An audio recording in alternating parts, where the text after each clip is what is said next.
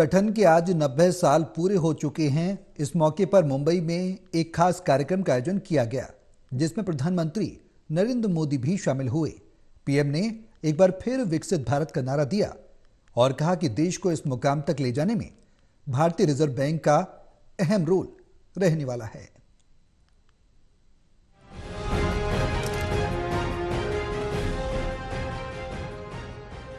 RBI के गठन के आज 90 साल पूरे हो चुके हैं।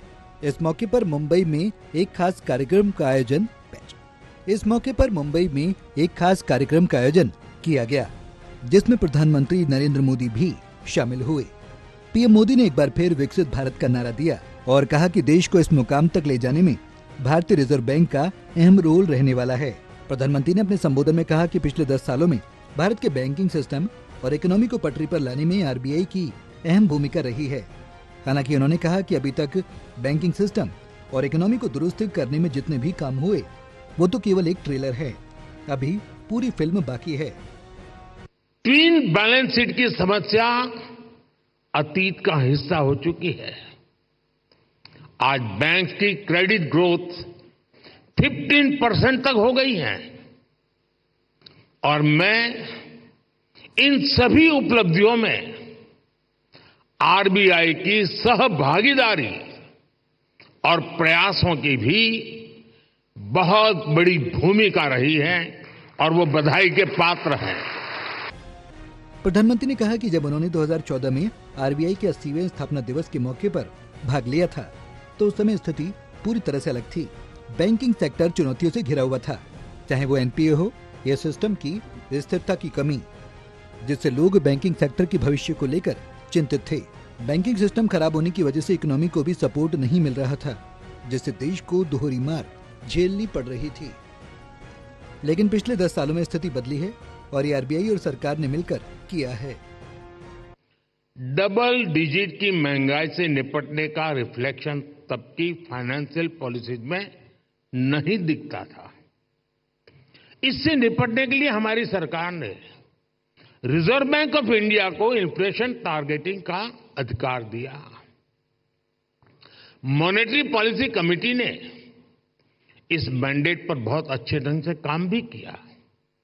साथ ही साथ सरकार ने एक्टिव प्राइस मॉनिटरिंग और फिस्कल कंसोलिडेशन इसके भी कदम उठाए। प्रधानमंत्री ने कहा कि कोरोना संकट की वजह से कई देश अभी भी संकट में हैं। वहीं भारत अब लगातार नया रिकॉर्ड बना रहा है। आरबीआई अब इसे एक नई ऊंचाई पर ले जा सकता है। आरबीआई ग्लोबल लीडरशिप की भूमिका निभा सकता है। ये हम 10 साल के अनुभव से कह रहे हैं। भारत ग्लोबल इकोनॉमी के लिए इंजन बनने का काम करेगा। भारत में तमाम सेक्टर हैं, आरबीआई को उसमें ग्रोथ की संभावना को तलाशना चाहिए। उन्होंने कहा कि इस समय दुनिया में कई देशों में कॉर्पोरेट कर्ज उस देश की इकोनॉमी से भी ज्यादा हो गया, जिससे इसका असर दूसरे देशों पर भी पड़ता है। इस बारे में भी केंद्रीय बैंक को सोचना होगा। प्रधानमंत्री ने कहा कि अगले 10 साल के लिए टारगेट तय है। कॉर्पोरेट से लेकर रेहड़ी पटरी वालों की जरूरतों को कैसे पूरा करें, इसके लिए रिजर्व बैंक बहुत बेहतर संस्था है। विकसित भारत बनाने में सबका योगदान होगा और उसमें हर वर्ग को कैसे जोड़ा जाए, इसका काम आरबीआई बढ़िया से कर सकता है। महंगाई को कम करने और काबू में रखने के लिए आरबीआई ने बेहतरीन काम किया।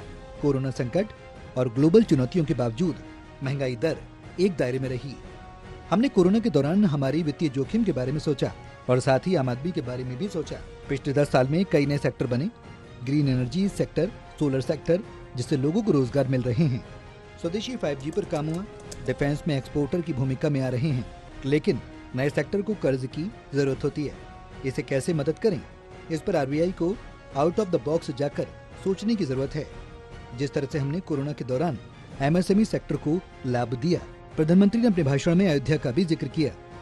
उन्होंने कहा कि देश में जो नए सेक्टर बन रहे हैं उसमें पर्याप्त क्रेडिबिलिटी मिले, ये सुनिश्चित हो। इनोवेशन के लिए 1 लाख करोड़ रुपए का बजट में प्रावधान किया है। हमें ऐसे लोगों को पहचानना होगा क्योंकि हर सेक्टर में एक्सपर्ट्स की जरूरत होगी। स्पेस सेक्टर को भी क्रेडिट उपलब्ध कराने की जरूरत है। देश में टूरिज्म सेक्टर बढ़ रहा है, पूरी दुनिया भारत आना चाहती है।